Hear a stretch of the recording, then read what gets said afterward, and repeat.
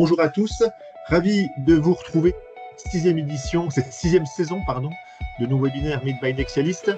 Avec Corinne Delorme à l'origine de cette série en 2020, nous avons décidé de modifier le format cette année pour proposer, plutôt que des éclairages sous forme de présentation PowerPoint comme on le faisait les années passées avec un expert nexialiste, on va proposer des tables rondes avec des invités qui seront soigneusement choisis et qui nous paraissent être les plus pertinents par rapport au sujet proposé. L'idée est aussi de mettre en avant les acteurs du domaine et Nexialist se place et se veut en agent facilitateur des échanges entre les fabricants et les organismes notifiés. Nous sommes ravis de commencer cette saison 6 avec la présence de 3 organismes notifiés, 2 Français, l'AFNOR Certification et le GEMED, et un Belge, SGS. Un grand merci donc à Béatrice Lys, directrice technique du GEMED, Thomas Lomach, directeur d'AFNOR Certification Médicale, et Geoffrey De Wischer, directeur de SGS Notified Body 1639. Le sujet que nous allons aborder aujourd'hui est comment les ON répondent à l'exigence précisée dans le MDCG 2022-14. Il est indiqué « The MDCG encourages notified bodies and manufacturers to organize structured dialogues before and during the conformity assessment process ». Donc voilà, j'ai déjà parlé anglais, c'est déjà pas mal, j'ai assez parlé et je vous propose quelques éléments de contexte avec Corinne dans un premier temps, avant d'aborder une table ronde qui sera également animée par Corinne. Nous ensuite une réflexion de Vincent Casseras, issu de nos multiples expériences vécues avec nos clients sur ce dialogue justement entre fabricants et organismes notifiés. Et je reprendrai la main pour animer la séance de questions-réponses et nous finirons aux alentours de midi. Voilà, Corinne, je te laisse la parole et je vous retrouve tout à l'heure. Merci Florent, bonjour à nos 4 intervenants et bonjour à toutes et bonjour à tous. Alors, dans le contexte des dispositifs médicaux et des dispositifs médicaux diagnostiques in vitro, la terminologie dialogue structuré, moi je l'ai gardée en français, est apparue en 2022 dans un guide MDCG. Elle a fait couler beaucoup d'encre et user beaucoup de cordes vocales et elle a créé peut-être cette terminologie, bien malgré elle, une forme d'attente supplémentaire de la part des fabricants. Et il y a eu beaucoup de débats sur sa signification et elle vient tout récemment, donc la semaine dernière, juste avant le week-end, d'être précisée dans un autre MDCG, qui est la révision 5 là, du MDCG de 2019. Si je résume le défi, mais je peux être contredite à tout moment, tout à l'heure pendant la table ronde par nos 4 intervenants, il fallait expliciter comment garder l'équilibre entre le respect, les exigences finalement, et le respect des exigences d'indépendance, d'objectivité et d'impartialité que doivent mettre en œuvre les organismes notifiés et le besoin impératif des fabricants, mais aussi des organismes notifiés, de rendre le processus de certification plus efficace et plus prédictible. Et je crois qu'il est important aussi, pour aujourd'hui et pour tous les dialogues qu'on pourra avoir dans le futur, c'est de retenir que pour qu'il y ait dialogue, il faut qu'il y ait au moins 2 participants à ce dialogue et qu'on peut aussi faire une strate entre le dialogue entre des organismes, donc des entreprises, et puis les dialogues aussi entre des individus qui représentent ou qui travaillent pour ces entreprises. Et comme l'a dit si bien dans la langue de Shakespeare Florent, ce sont bien les organismes notifiés et les fabricants qui sont encouragés à organiser ce dialogue structuré dès les tout premiers échanges qu'ils peuvent avoir, et ce jusqu'à, alors mettons, la fin du contrat de certification, s'il y a une fin de contrat de certification. Alors, ce qu'on se propose de voir aujourd'hui, c'est comment ça peut fonctionner. Et pour ça, je vais inviter donc Béatrice, Geoffrey et Thomas à répondre à un certain nombre de questions qui permettent de comprendre le contexte dans lequel ils ont à communiquer avec les fabricants. Et puis, bien entendu, tout à l'heure, dans le cadre des questions-réponses et du temps de partage, on aura aussi vos expériences à vous, en tant que fabricant, si vous travaillez pour un fabricant, bien sûr. Donc, à nouveau, merci à tous les 3. Geoffrey, c'est une question qu'on a évoquée quand on a préparé cette table ronde, mais Oui. est-ce que ce MDCG 2022-14 a inventé un concept ou bien est-ce que vous diriez que les échanges entre les organismes notifiés et les fabricants étaient déjà structurés? Je ne sais pas si c'était très structuré, mais étaient déjà structurés. Bon, merci pour cette question. Pour moi, c'est pas un concept qu'ils ont complètement inventé, mais je peux aussi uniquement parler du, du point de vue de SGS. Nous, on faisait déjà ça. C'était pas très, peut-être pas très connu et peut-être les fabricants avaient un certain, euh, disons, peur, peut-être c'est pas le mot, mais de nous contacter. Mais nous, on a toujours communiqué avec ou discuté avec nos clients sans leur donner des conseils, parce que ça, on ne peut pas faire. On peut indiquer certaines choses et on peut peut-être vous mettre sur le bon voie, mais on ne peut pas vous dire ça, c'est la solution. Mais on a toujours eu des discussions avant d'avoir le contrat, donc avant l'application et après. Ça juste dépendra du client ce qu'il voulait. C'était sur demande et ça on fait toujours et on le fera toujours. Mais ce n'est pas un concept pour nous, c'était pas nouveau du tout. C'est juste ce que vous avez dit, Corinne, c'est que avec cette initiative, maintenant, je pense que c'est plus connu chez les fabricants et je pense que c'est pas mal que c'est mieux connu. Parce que maintenant, on voit quand même les fabricants qui viennent plutôt vers nous pour aussi demander des questions, souvent des questions qu'on ne peut pas répondre parce qu'ils sont hors du concept et donc de ce qu'on peut faire. Je pense que pour moi, on est plus ou moins dans une situation, comme je vous ai dit, pour SGS. Ok, merci beaucoup. Donc, je résume, hein, c'est pas forcément quelque chose de nouveau, mais ça peut être inciter les fabricants Ouais. à poser plus de questions. Oui, oui, et Et oui, c'est positif. Je et trouve c'est que positif. Ah voilà. ben, Ouais. Mais effectivement, ça va mieux en le disant. Oui. oui, mais il y a un souci pour nous et je pense que ça, c'est partout. Les clients viennent vers nous avec des questions qu'on ne peut pas souvent répondre. Donc, c'est très important pour un fabricant que quand il vient vers nous, qu'il sache ce qu'ils peuvent nous demander et quoi pas. Parce qu'il y a des questions qu'il faut gérer avec des consultants, parce que c'est Ah, ça, je suis d'accord. Ah oui, oui, Voilà. oui, oui, bien sûr. Mais il y en a où on peut répondre et essayer de vous mettre sur le bon voie. Mais voilà, ça c'est OK. très important. Donc, il Et faut poser à l'organisme notifié la bonne question. Alors, je vais passer la parole à Béatrice. Donc, je préviens nous dire que parfois les questions, on ne peut pas y répondre. Enfin, l'organisme notifié ne peut pas y répondre. Et finalement, peut-être que de temps en temps, les entreprises sont un peu frustrées parce qu'à la fois, elles entendent parler de ce dialogue structuré et puis à la fois, quand elles ont des échanges avec l'organisme notifié, finalement, comme il y a des limites, on vient de le dire, qui sont compréhensibles, hein, mais qui sont un peu embêtantes, qui sont imposées aux OM pour assurer leur impartialité, éviter les conflits d'intérêts, finalement, elles ont cette frustration. Alors, Béatrice, est-ce qu'on peut savoir quelles sont les bonnes questions finalement et ce qu'un OM peut faire ou ne peut pas faire? Bonjour à tous. Alors, merci de m'avoir invité à ce webinaire pour pouvoir parler de ce sujet qui est, depuis que c'est publié dans ce MDCG 2022, effectivement un sujet qui a pris son essor, même s'il n'est pas nouveau. Alors, effectivement, il peut y avoir de la frustration parce que on attend beaucoup de ce dialogue structuré entre Notify Body et fabricant. Et il a malgré tout des limites. Et ces limites, en fait, elles sont liées à ce que tu disais, Corinne, en introduction. L'organisme notifié doit rester indépendant, impartial, objectif. Et donc, le respect de ce principe-là induit, en fait, les limites de ce dialogue structuré. Alors, je vais essayer d'être assez claire.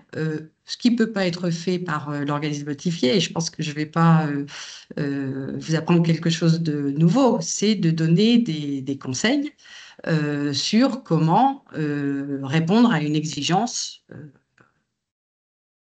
pour un dispositif médical ou pour une organisation, pour un système de management de la qualité, ou comment résoudre une non-conformité. C'est une limite que l'organisme notifié ne peut pas franchir.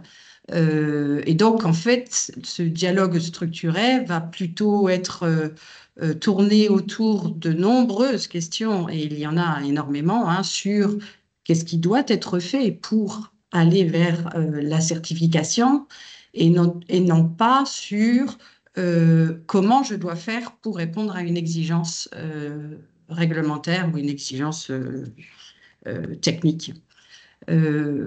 Voilà, donc ça, c'est les grands principes. Si on regarde on a maintenant 2 documents hein, qui adressent des éléments de réponse à ces questions, ce que l'organisme peut faire, enfin, quelle est la teneur du dialogue structuré entre le fabricant et l'organisme notifié. Vous avez le Code of Conduct qui a été publié à la fin de l'année dernière par Team NB et qui donne des éléments sur ce qui peut être fait et ce qui ne peut pas être fait. Et puis, vous avez un document tout à fait récent et que je vous invite vivement aussi à prendre connaissance. C'est la nouvelle version du MDCG 2019-6 qui a développé tout un paragraphe sur le dialogue structuré et les sujets qui peuvent être abordés suivant la phase dans laquelle se trouve le processus de certification. Il y a en gros 2 phases. Il y a avant la demande de certification et après la demande de certification.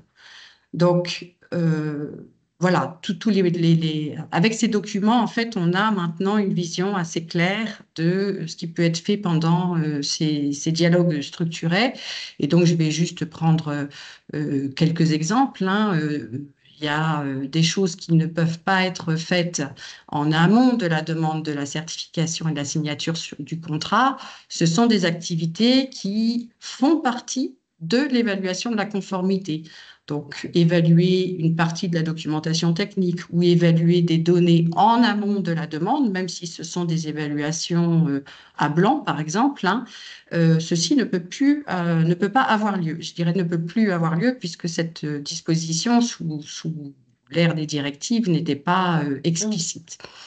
Ce qui peut être fait en phase préalable à la demande, c'est un nombre de questions assez important qui visent à répondre à cet objectif hein, de fluidifier, de faciliter et de mener le processus d'évaluation de la conformité et de certification de manière efficiente. Et donc, c'est vraiment les questions relatives à comment ça marche, quelles sont les règles du jeu, des questions sur d'échange en fait pour faire connaître à l'organisme notifié les besoins de l'entreprise en termes de certification, de manière à ce que lui puisse aussi organiser, programmer, planifier les opérations prévues pour ce programme de certification. Il peut y avoir aussi énormément d'informations, d'échanges sur des aspects techniques ou réglementaires face à la configuration de l'entreprise. Et puis après, et si vous regardez le MDCG, il y a ce qui peut être fait après la demande de certification. Eh bien, il faut le lire dans les 2 sens. Ça sous-entend que ça ne peut pas être fait avant la demande de certification. Et là, on va avoir apparaître des sujets qui sont d'ailleurs, pour un certain nombre, les questions qui peuvent nous arriver et auxquelles on ne peut pas répondre très souvent, hein, c'est voilà, j'ai tant de données cliniques ou j'ai tant de cas dans mon investigation clinique, est-ce que ça va passer? Eh bien non, effectivement, là, premièrement, pour répondre à cette question-là, il faudrait rentrer dans l'évaluation et donc vraiment faire l'opération d'évaluation qu'on ne peut pas faire en amont de la demande. Et ensuite, la réponse qu'on vous donnerait, en admettant qu'on arrive à vous en donner une, elle ne serait pas pertinente du tout. Voilà, donc c'est rapidement dit, voilà, j'espère que c'est assez clair, mais vous avez maintenant dans le MDCG et dans le Code of Conduct des éléments assez précis pour répondre à cette question, ce qui peut être fait, ce qui ne peut pas être fait. Et on peut se dire aussi que si on a une question qui s'intéresse au comment, il y a de fort peu de chances que l'organisme notifié, comment démontrer la conformité ou quel type de preuve apporter, il y a de fortes chances pour que la réponse de l'organisme notifié soit très limitée, voire qu'il ne puisse pas formuler de réponse. Exactement. Voilà.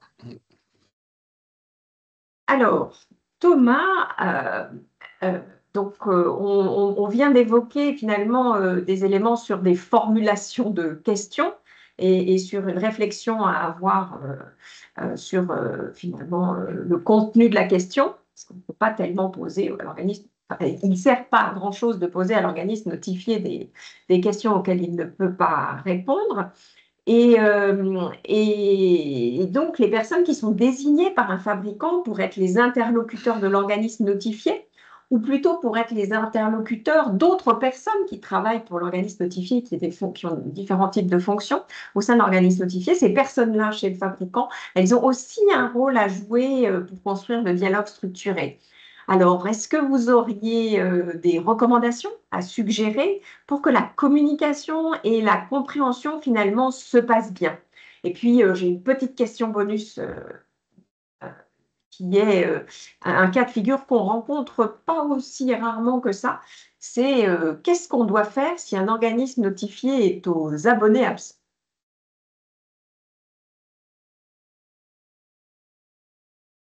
Thomas? N'hésite pas à remettre ton micro, Thomas. Oui, pardon. Merci Corinne et merci pour l'invitation.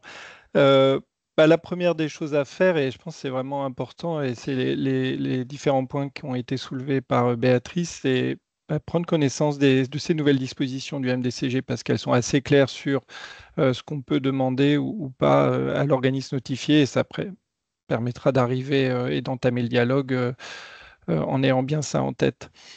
Alors, effectivement, et comme l'évoquait Béatrice et le MDCG, il y a deux phases dans les contacts avec l'organisme notifié, celle avant la demande et celle après. Celle souvent qui génère le plus de questions chez le fabricant, c'est celle préalablement à la demande. Donc, la plupart des organismes notifiés permettent d'avoir cet échange entre le fabricant et l'organisme notifié. Avec des interlocuteurs qui sont souvent au sein des organismes notifiés, des chefs de projet qui suivent les projets de certification. Ce n'est pas les examinateurs à proprement parler.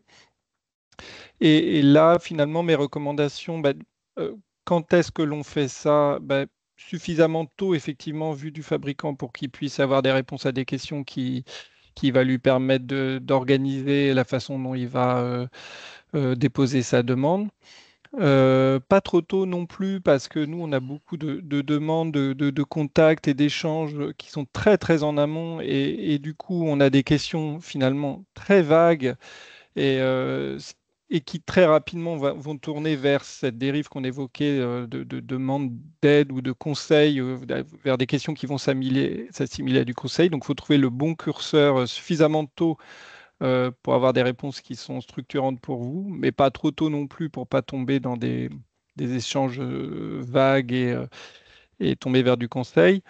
Ils ont quel profil, ces chefs de projet certification? Parce que finalement, c'est un profil commercial, c'est un profil réglementaire, c'est un profil à qui on s'adresse quand on leur parle? Alors, ça peut être varié, hein, mais... Oui, c'est ça, ça va varier d'un organisme notifié à l'autre, puis je laisserai mes collègues répondre sur ces aspects-là. Chez nous, c'est des gens qui ont une bonne connaissance du règlement, qui n'ont pas forcément On va souvent distinguer la fonction commerciale de la fonction de chef de projet qui va suivre le projet de l'industriel tout au long des différentes phases là, qu'on a évoquées, de la demande jusqu'à l'émission d'une décision. Donc, c'est des gens qui ont une bonne connaissance du règlement, mais qui ne sont pas nécessairement évaluateurs. Et c'est là l'intérêt, d'ailleurs, lorsque vous allez planifier cet échange avec l'organisme notifié, de bien définir l'objectif de votre échange et les questions que vous allez poser. Et réellement, un point important, c'est de transmettre ces questions. Moi, je recommande préalablement à l'organisme notifié. Ça va lui permettre déjà de préparer ses réponses et de vous les donner de façon le plus précise possible, mais aussi d'adapter les interlocuteurs susceptibles de participer à cette réunion, parce que si c'est des questions assez généralistes sur l'organisation de la documentation technique ou sur l'organisation de la procédure d'évaluation, un chef de projet pourra très bien y répondre. Si c'est des questions sur l'applicabilité d'une norme harmonisée ou sur des aspects un peu plus techniques, il peut être nécessité de faire participer à la réunion d'autres personnes. Donc, d'où la nécessité de vraiment très en amont lui préciser l'objectif pour vous que vous avez dans cet échange et puis surtout, si possible, les questions que vous avez avec des questions le plus précises possible. Et alors, merci Thomas de cette recommandation. Moi, j'ajouterais, et à l'issue de la réunion, faire un compte-rendu, potentiellement à partager, même, bien sûr, ça n'engage pas l'organisme notifié, mais à partager avec l'organisme notifié pour mémoire.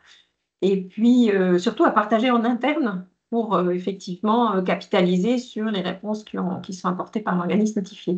Alors, si l'organisme notifié est aux abonnés absents, parce que ça peut arriver, qu'est-ce qu'il y aurait comme... alors, pendant le début des premiers contacts, ça peut arriver, mais ça arrive aussi un peu plus tard dans le processus de certification. Est-ce qu'il faut ne rien faire, attendre que ça arrive?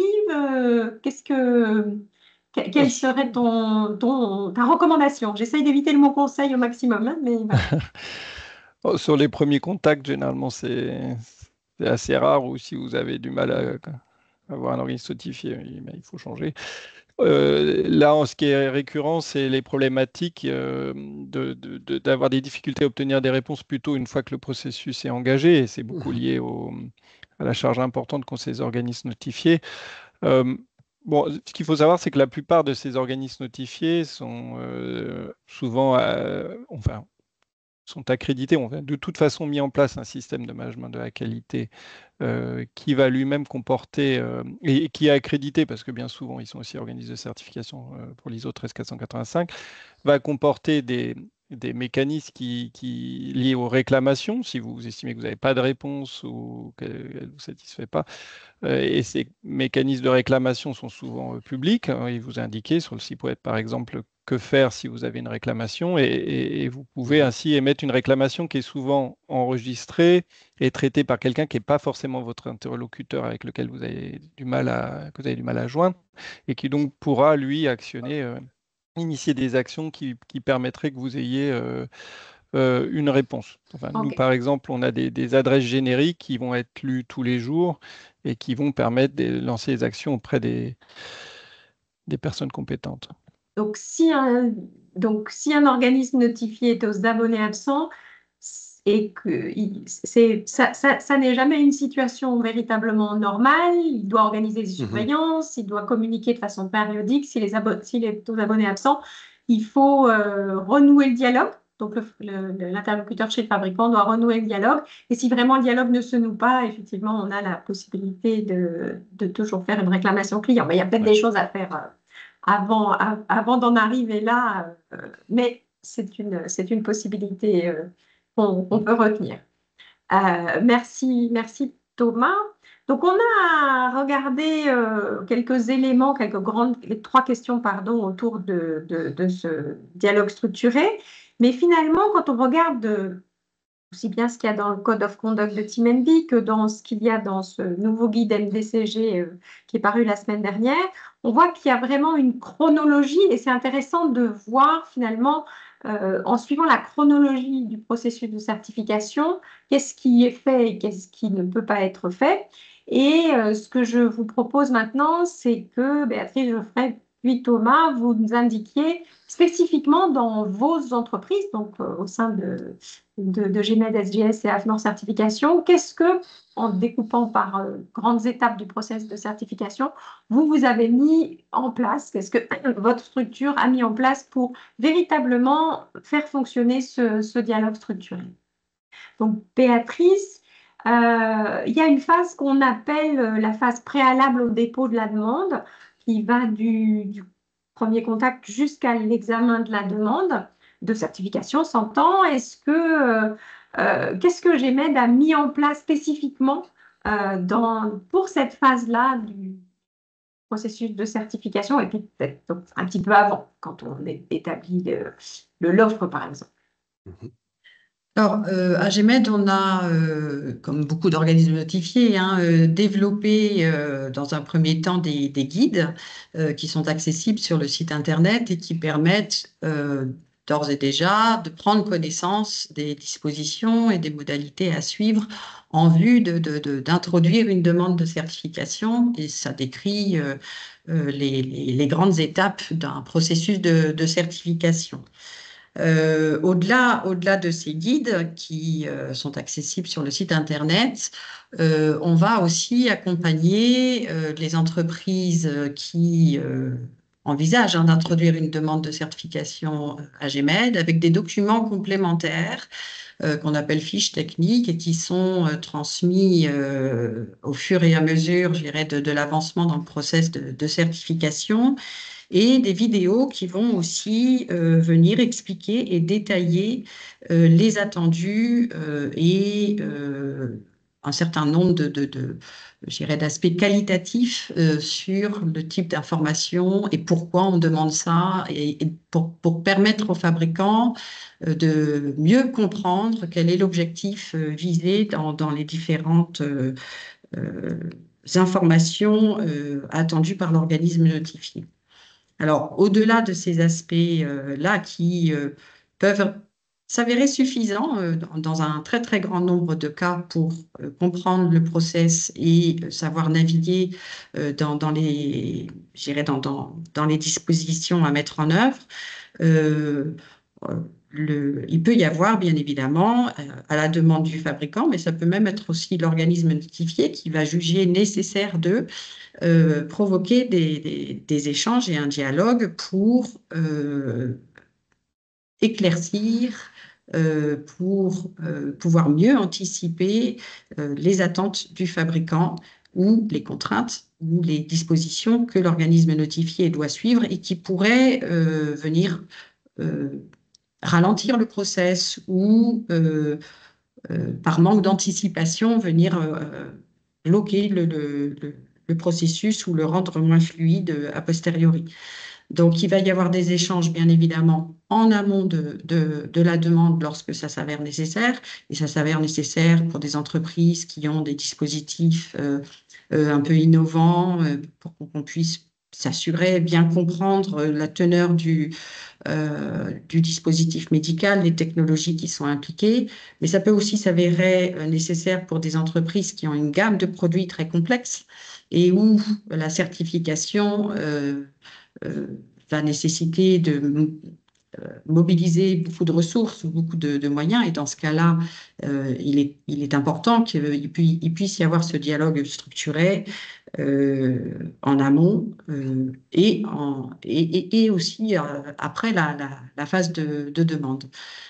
Donc, l'initiative du dialogue structuré, elle peut venir du fabricant, bien évidemment, mais elle peut aussi venir de l'organisme notifié lorsqu'il détecte la nécessité de mettre en place quelque chose qui va au-delà, je dirais, du dialogue structuré normal, c'est-à-dire l'échange d'informations minimum requis et nécessaire pour tout fabricant, quelle que soit sa configuration, qui va introduire une demande de certification auprès de l'organisme notifié.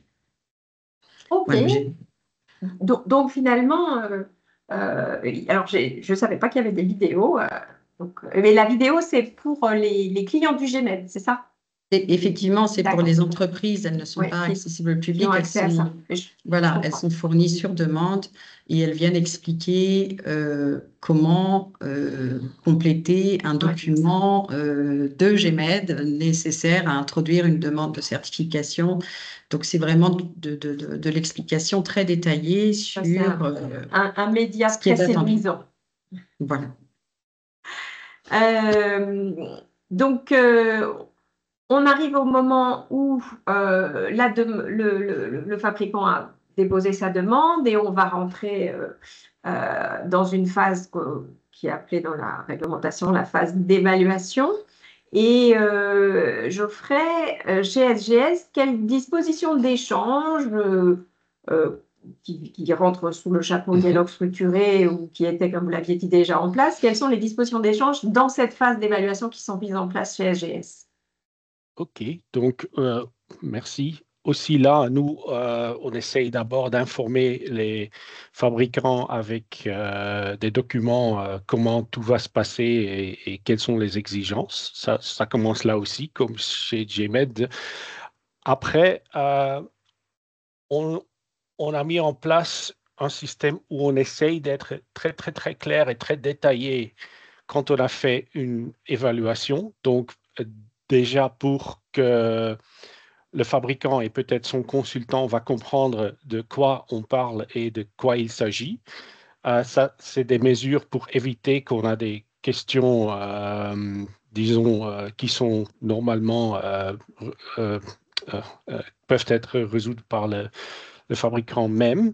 Après, il y a deux importante partie dans cette évaluation. Tu as l'audit et après, tu as l'évaluation du dossier technique. Donc, d'abord, par rapport à l'audit, on essaye toujours pendant l'audit, de clarifier ou de voir s'il y a encore des questions. Mais de l'autre côté, il faut comprendre que ce n'est pas toujours immédiatement clair que ça peut être fait à ce moment-là. Donc, si non, après, sur la demande d'un client, on va organiser une réunion avec l'auditeur qui a fait l'audit et normalement, il va y avoir quelqu'un du management de SGS inclus pour pouvoir discuter des problèmes ou pour donner des clarifications sur les points où il y a un besoin. Donc, c'est Donc, déjà... Oui. Pardon de t'interrompre, ça c'est fait sur demande du fabricant, si vraiment on arrive à une incompréhension à la réception du rapport d'audit. Oui, donc D'accord. oui, il faut demander, c'est pas... Parce que, pour être honnête, ça, on ne voit pas trop souvent. On a Lors des plutôt audits. sur les audits, normalement, on ne voit pas beaucoup de demandes de ça. On les a plutôt sur ce qui est le dossier technique. Et peut-être même là-dedans, plutôt sur les aspects cliniques. Donc, c'est ça ce qu'on voit. Là, normalement, on a fait un document ou un rapport de la révision du dossier technique qui est très, très, très détaillé. Et là, on voit quand même que ça a aidé déjà. Mais de l'autre côté, quand il y a des questions, de nouveau, une réunion peut être demandée par le fabricant et peut-être avec son consultant et avec nous. Là, il y aura toujours l'expert qui a révisé le document, plus quelqu'un du management pour être certain qu'on va trouver une explication qui est d'abord pas du consulting, mais aussi qui peut aider le client à gérer son problème. Ça, c'est la façon dont nous, on travaille. Maintenant, avec le nouveau document qui a été mentionné déjà, je pense que ça va être plus clair ce qui est possible et ce qui n'est pas possible. Et là aussi, j'espère que les fabricants vont lire ça aussi pour savoir ce qui est possible et pas possible. Donc, je pense là, pour nous, c'est la solution que nous, on a en place. Si jamais, comme j'ai dit, c'est un problème clinique, on va toujours avoir un de nos cliniciens dans cette réunion. D'accord. Donc, nous, on est organisé comme cela. Parce que, alors, c'est intéressant ces réunions et on aura l'occasion tout à l'heure de voir si c'est quelque chose.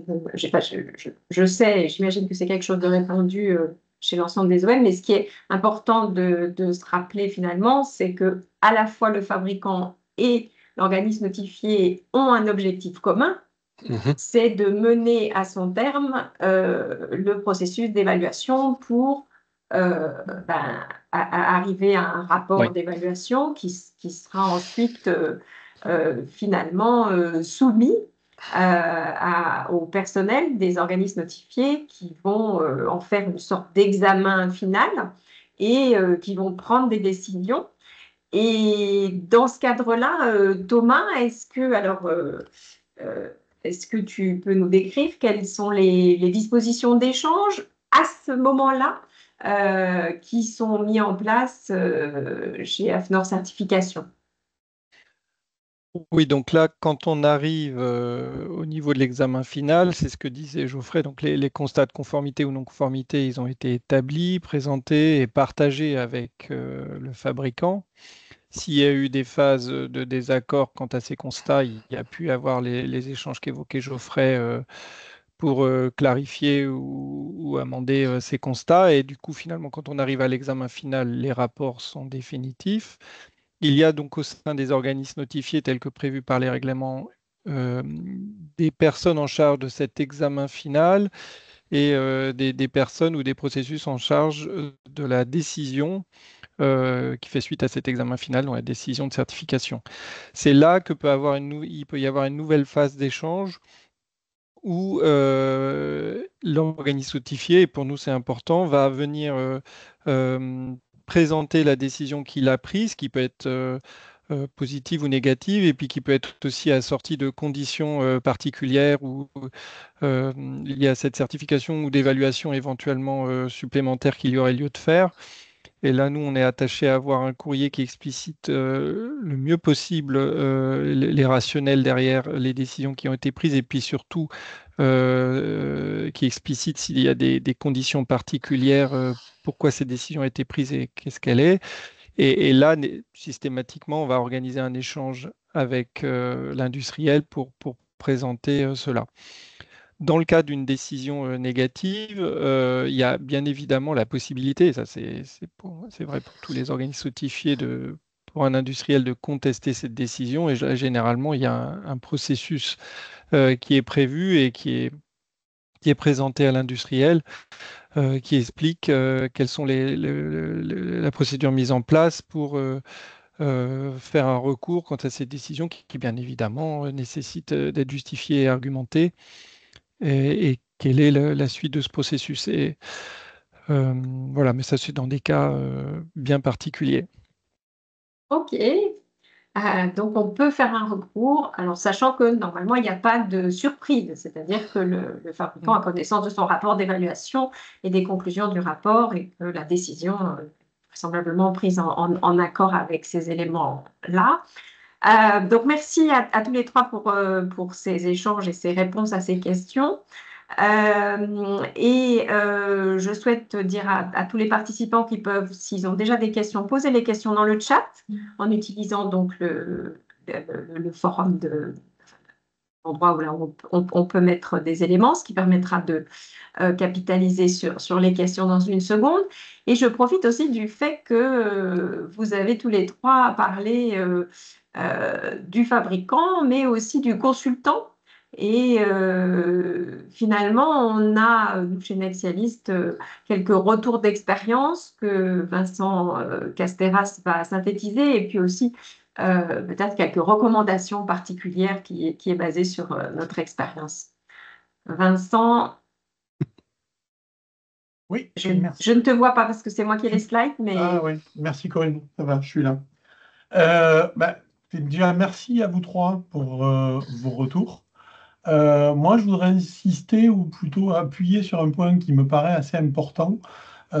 C'est que vous avez parlé des processus, vous avez aussi cité les humains, mais en fait, quand on a de l'humain, on a de l'affect.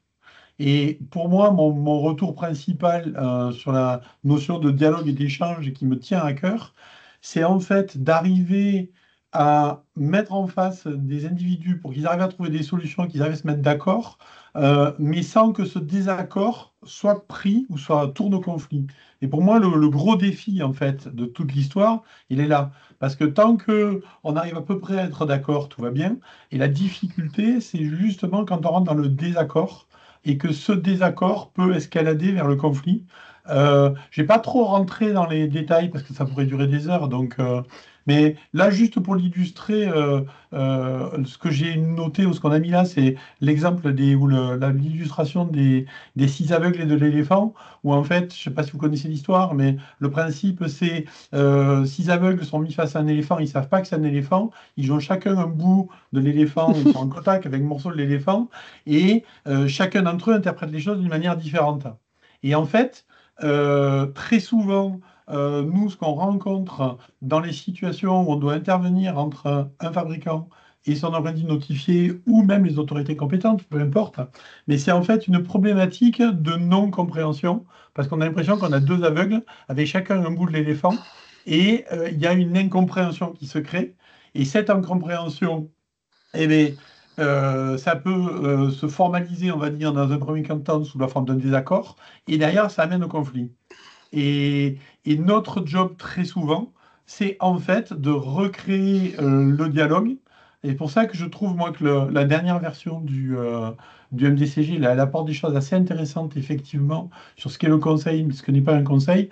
On s'est fait la réflexion il y a 2 ans, je crois, à la rentrée du DEM, à la fin de la rentrée du DEM avec Corinne, et ce qui nous a un peu amené à aujourd'hui, d'ailleurs, sur le fait que il fallait apprendre aux fabricants à parler et communiquer avec leurs organismes notifiés. Parce qu'effectivement, il y a des questions sur lesquelles ils n'auront jamais de réponse. Ce que vous avez commencé là, à éclaircir. Mais le fait de ne pas avoir de réponse, s'ils ne comprennent pas le processus, ça va les amener à vous en vouloir. Alors qu'en fait, c'est pas ça le truc. C'est qu'on a chacun un rôle à jouer dans l'histoire. Moi, j'ai un point de divergence avec Corinne, parce que pour moi, l'objectif commun de tous les participants, c'est pas d'arriver au bout du processus de certification, c'est de s'assurer qu'on a des produits sûrs et performants sur le marché, ce qui est légèrement différent. Ça va au-delà de juste le processus de certification.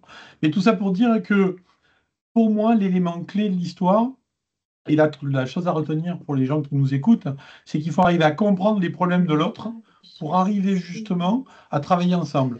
Parce qu'en fait, pour moi, la meilleure solution pour que le désaccord ne tourne pas au conflit, c'est de comprendre la problématique de l'autre.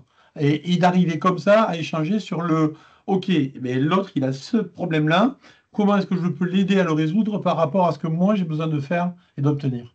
Et dans ce cadre-là, et ça sera peut-être ma conclusion pour laisser la place aux questions, c'est que ma grande frustration avec les deux règlements, c'est qu'il n'y a pas du tout eu de mise en place d'un processus de médiation structuré.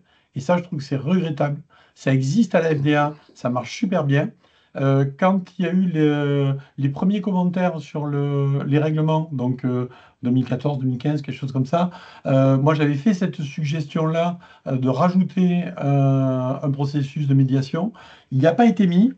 Et je pense qu'il pourrait éviter pas mal de conflits et de difficultés, enfin, ou que pas mal de désaccords remontent au niveau du conflit, parce que le job d'un médiateur, c'est justement d'arriver à désamorcer la crise, et ça manque.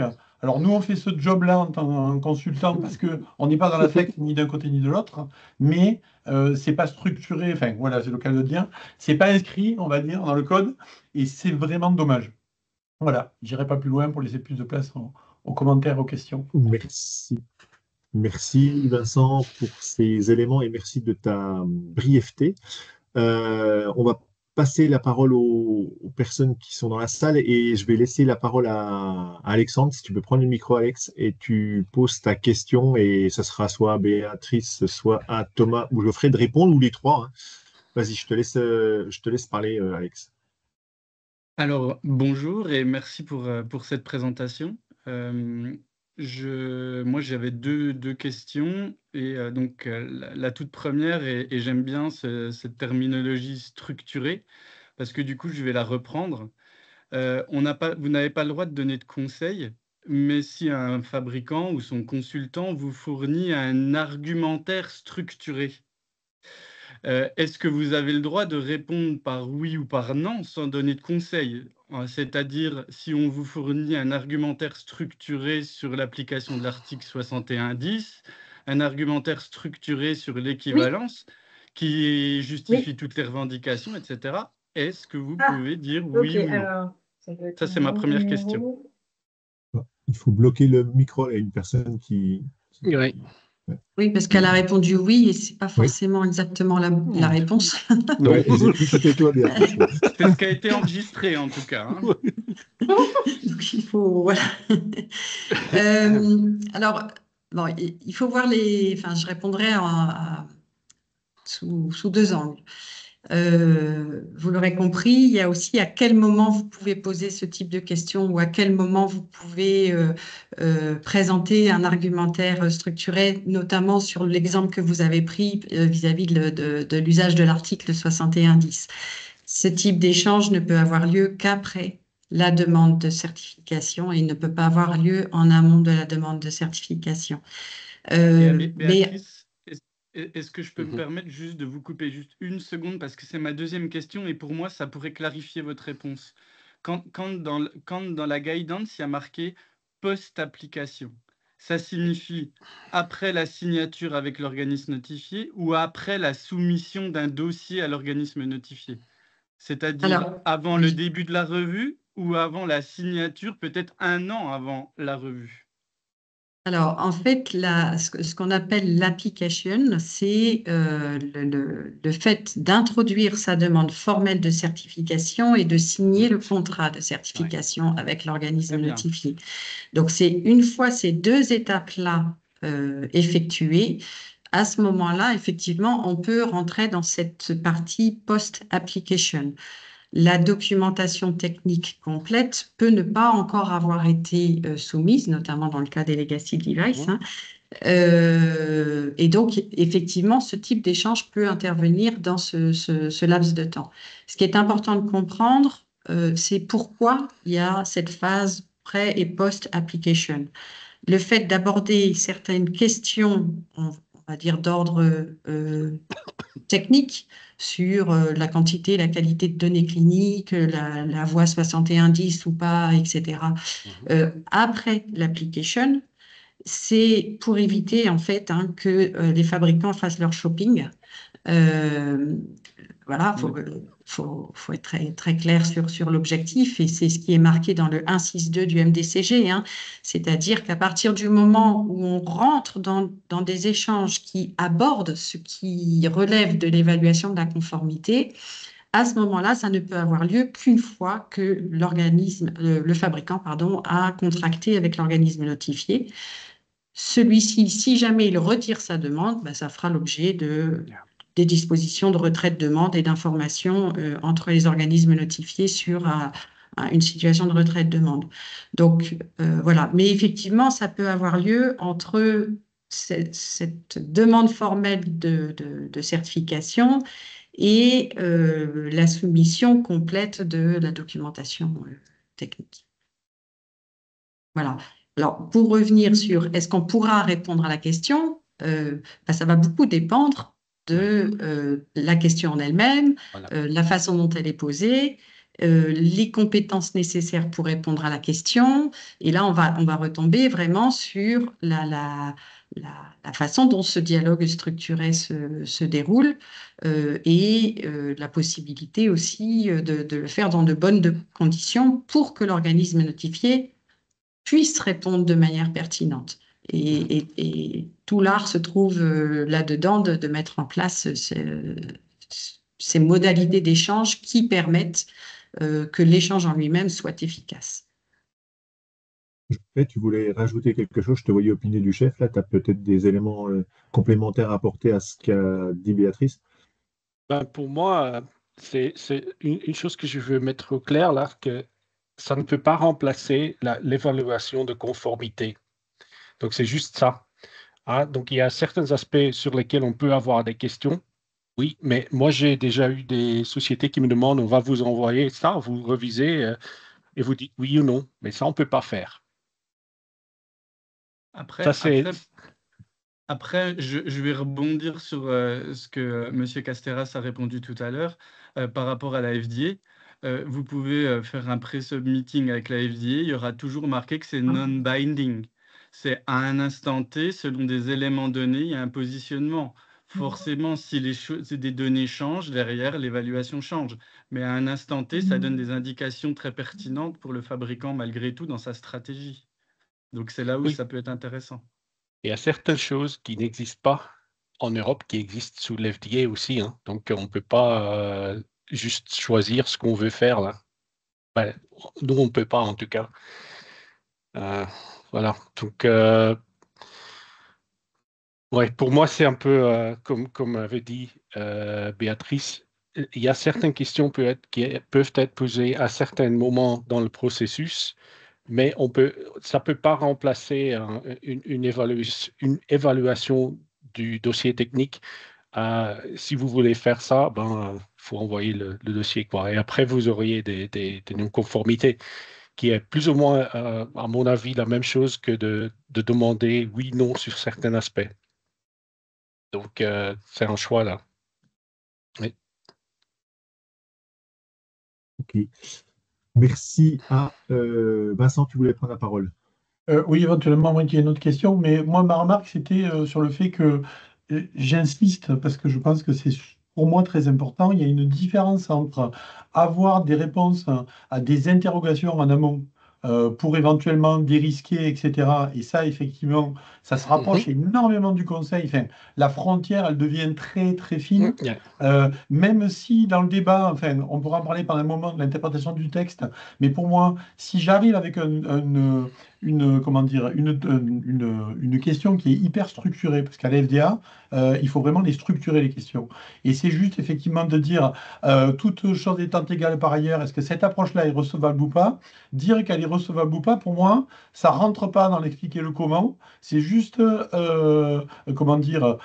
dire ça correspond au quoi. Mais bon, là, le débat est ouvert, on va pas trop en parler là, mais on pourra en parler au contraire. Et après, il y a l'autre partie qui est super importante et qui est peut-être pas assez abordée, parce que je sais qu'elle est chaude, mais malheureusement, elle est critique, c'est la divergence de point de vue. J'y tiens. C'est-à-dire qu'il y a la partie en amont, je des risques, et ça, on sait tous que la visibilité sur le futur, etc. Enfin bon, on pourrait aussi en parler pendant des jours, mais après, on a la problématique à un moment donné, nous ne lisons pas le texte tous de la même manière. Et c'est là que ça devient super important d'avoir un processus de résolution, parce que c'est là que quand je parlais de conflit, c'est ça que je veux éviter à arriver, moi. C'est vraiment on a deux positions différentes. C'est un texte de loi que nous interprétons tous. Je pense qu'il y a une quête excessive vers quelque chose qui est qui est un fantasme, un rêve ou un nirvana qui ne peut pas exister, qui est d'expliquer les textes de loi par des documents explicatifs qui vont demander des documents explicatifs qui expliquent les documents qui expliquent le texte de loi. Enfin, on s'en sort plus. Là, il y en a une mise à l'abîme qui est infernale. Alors qu'en fait, le texte en lui-même, il est généralement, alors si je dis clair, il est ouvert à l'interprétation. Voilà, on va dire ça comme ça.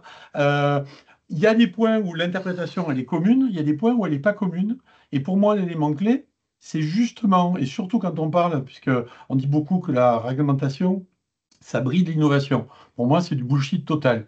La réglementation ne bride pas l'innovation. Mais bon, on fera un webinaire sur le sujet. Mais dans le cas présent, c'est si je suis sur un sujet qui est vraiment différent, jamais vu, ou si j'ai une approche différente, impérativement, ma démonstration de preuve, elle risque d'être un peu soux, on va dire, et elle va nécessiter éventuellement de discuter et d'échanger parce que l'organe du notifié, il en a tout à fait le droit, voire même le devoir, il ne va pas impérativement être d'accord. Je sais qu'on a un petit clin d'œil pour Thomas avec les IA auto-apprenantes dans la medtech.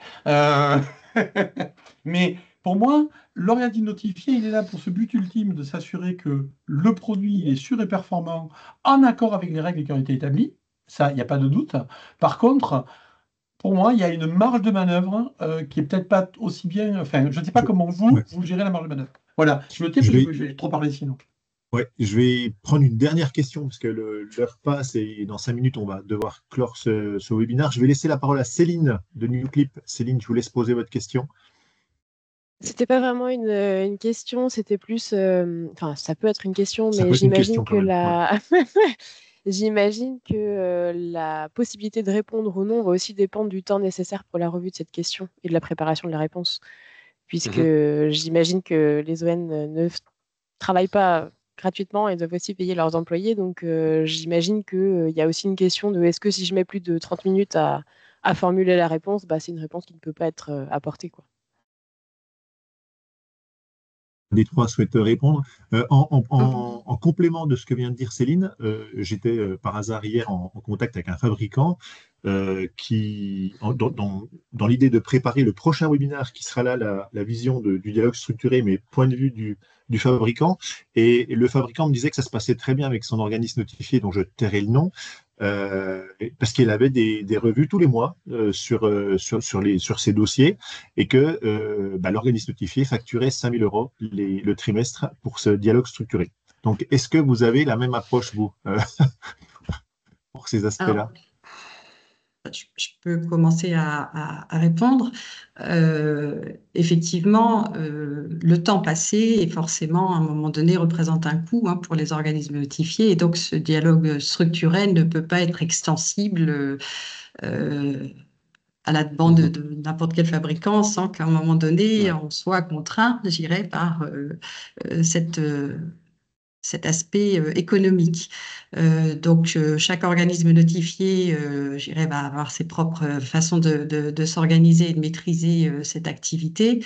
Il y a une mention qui est indiquée dans le MDCG qui est que ces coûts liés au dialogue structuré font partie des coûts globaux du processus de certification.